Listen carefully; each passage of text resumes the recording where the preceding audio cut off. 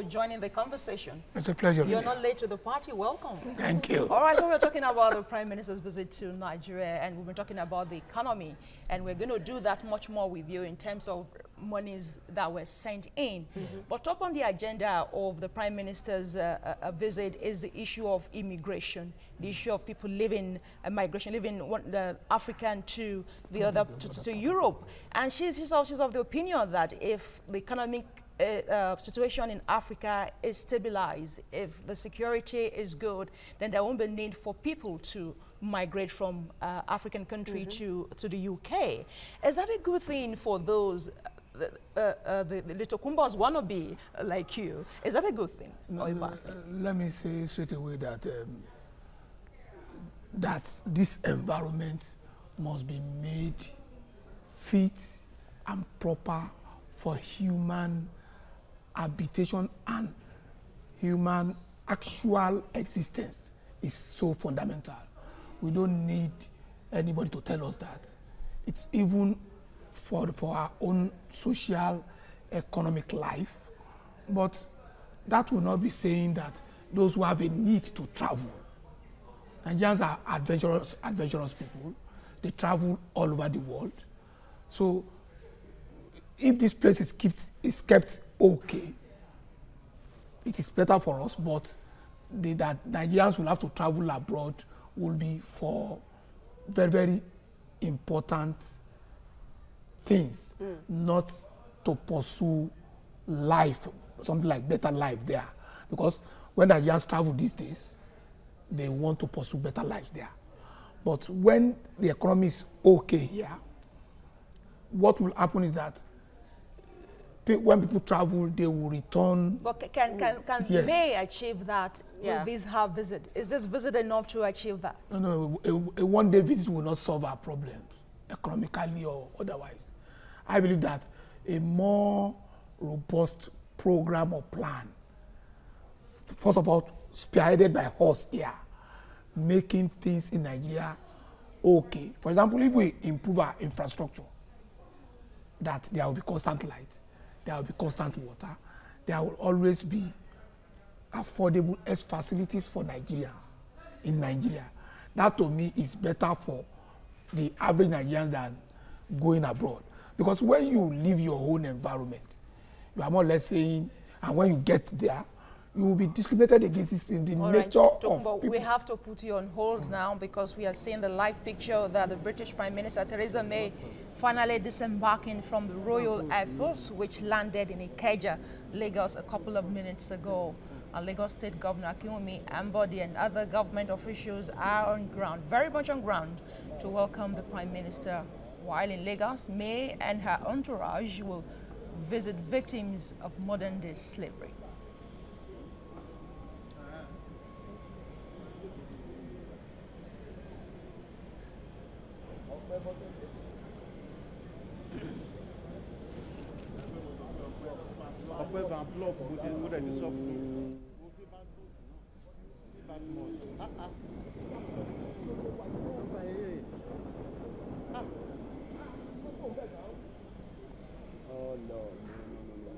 Well, this is still the pictures you see live on screen. Theresa May disembarked a while ago from the Royal Air Force, which landed in Ikeja. And the Lagos State Governor Kiyomi Ambode and other government officials are on ground to welcome the Prime Minister. We will have more detail on what the meeting will have in focus. But while she is in Lagos, May and her entourage will visit victims of modern-day slavery. I'm not sure I'm seeing correctly. Is she wearing a jacket, an Ankara jacket? Is it? Esther, can you say that? Of course we can. Okay.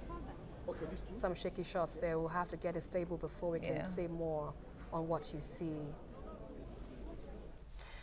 Well, yes, we still have our guest with us, Mr. Tokunbo Mumuni, and let's look at this issue with regarding to the UK having to have repatriated about $70 million stolen by an unnamed Nigerian citizen who was convicted in an Italian court, and the British High Commissioner, that's Paul Oakright, who revealed to reporters in Abuja declined to disclose the identity of the person involved in the offense. Now, what's your thought generally on how the British society, the British community has decided to repatriate funds to Nigeria, but does it really change any narrative that these monies get stolen, you know, from the national coffers out of our shores?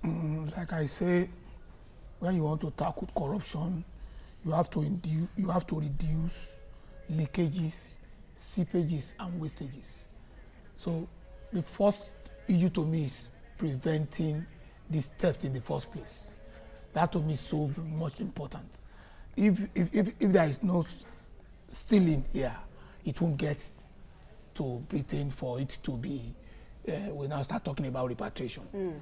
So, but let me say that this is what we have repeatedly called for. Remember, it was a former Prime Minister of Britain that said Nigeria is fantastically corrupt. Yeah. And the president told him straight away, I heard what you have said.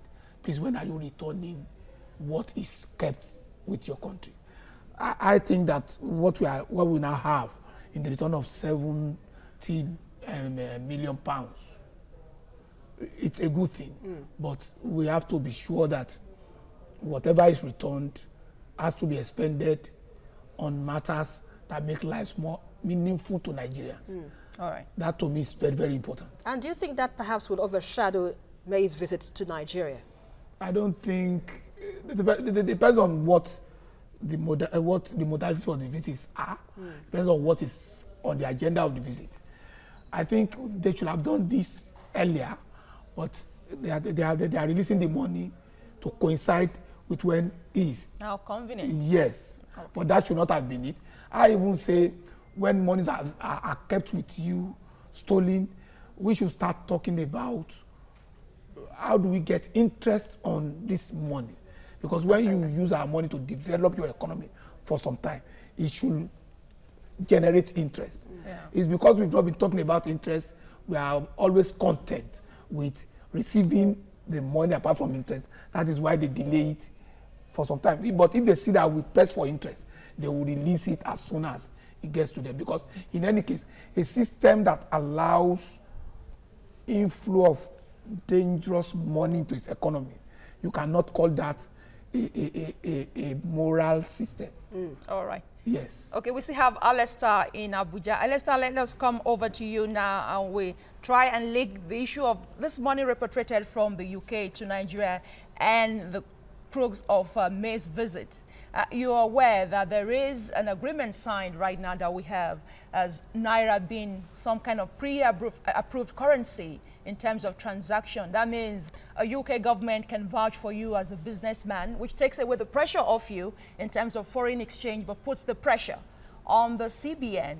How will that augur well? And also tie that to what we know that the UK is asking to fund some project as 85% as long as it has 20% of UK content in it. Now, they are returning the money they say they have with us. Are they taking back that money with the other hand? Well, that's a very interesting question to digest. But let's look at it with the opportunity that now we can buy and trade on the Nigerian currency Naira over in the United Kingdom. I think that is very good. One would take it into like what is happening with the Chinese yen. And then, but coming into the United Kingdom, we're not too sure yet how many businesses are able to start trading with the Nigerian currency in the UK.